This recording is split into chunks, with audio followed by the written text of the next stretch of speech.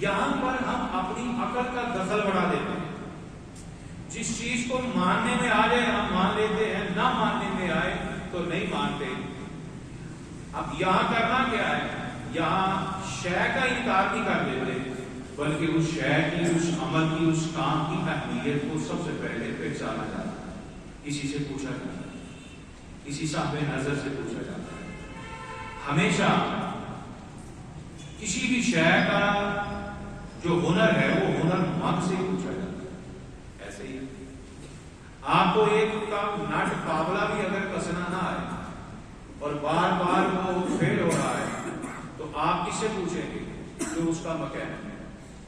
پھر وہ بتائے گا کہ شاید یہاں سیل کی خرابی ہے, شاید یہاں چوڑی فیل ہے, یہاں دوبارہ اس کو جو ہے وہ بش لگانا پڑے گا.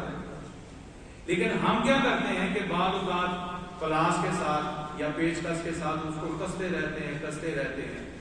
پنجابی کہتے ہیں تکاشائی, کام نہیں نہ ہو رہا. اگر کہتے ہیں ایک دفعہ کام نہیں ہو رہا, اس کو چھوڑ دینا چاہیے اور جو کاریگر ہے اس سے پوچھنا چاہیے کہ یہ کیوں نہیں ہو رہا.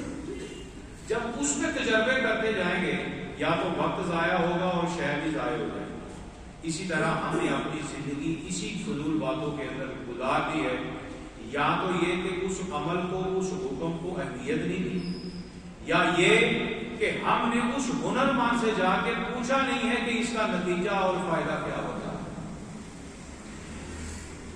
اس لیے سب سے پہلے تو قرآن اور حدیث کھولی جائے اور خود اس کا مطالعہ کیا جائے. نہیں پڑھنا آتا تو جو تجربہ کار ہے, جس کو خدا نے اس علم سے نوازا ہے, پھر ان سے پوچھا جائے یا پوچھ لیا ہے تو پھر اس پر عمل کرنا ہمارے اوپر لازم ہوتا ہے.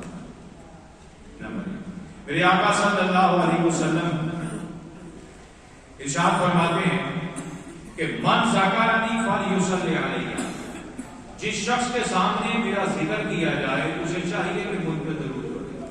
کیا پڑھے؟ درود پڑھے.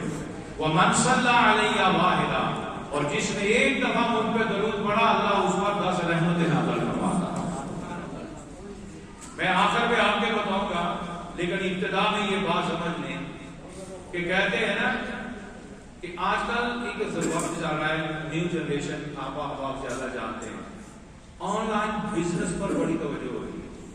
گھر بیٹھے بٹھائی کمائی کریں, تھوڑا کام کیا زیادہ اس کا حصیلہ مل جاتا ہے. ایک تو محنت, مشقت, بھاگ دوڑ, حواسات زمانہ سے بچ گئے. اگر جائز ہے تو ضرور کریں. سب سے پہلے کام کی اہمیت کو سمجھنا چاہیے نا کہ کام ٹھیک ہے.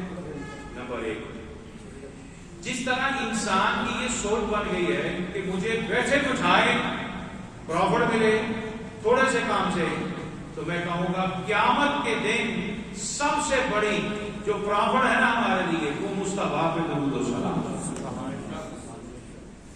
تھوڑا کام کرتے ہیں اجر زیادہ ملتا ہے. ایک درود پڑھا اجر کتنا ملا؟ 10. کتنا ملا؟ اور قرآن میں اللہ نے فرمایا ہے لمٹ تو یہی ہے کہ ایک مرتبہ درود پڑھو گے 10 رحمتیں عطا کروں گا, 10 خطائیں مٹا دوں گا, 10 درجے بلند کر دوں گا. مگر قرآن کہتا ہے واللہ یضاعف لمن یشاء, اگر تمہارے کام میں خلوص زیادہ ہو, رب کو پسند آ جائے تو وہ تمہاری ایک نیکی کو 700 درجے تک بڑھا سکتا. ٹھیک ہے. اب لفظوں کے مطابق یہ ہے, ایک مرتبہ درود پڑھا تو 10 نیکیاں, 10 رحمتیں, 10 خطائیں معاف ہو جاتی ہیں, 30 ہو گئی. لیکن اگر محبت سے بڑھ کر جب انسان لگن سے پڑھے, خدا کو میرا پیار پسند آ جائے, تو پھر ایک درود کے بدلے 700 اجر عطا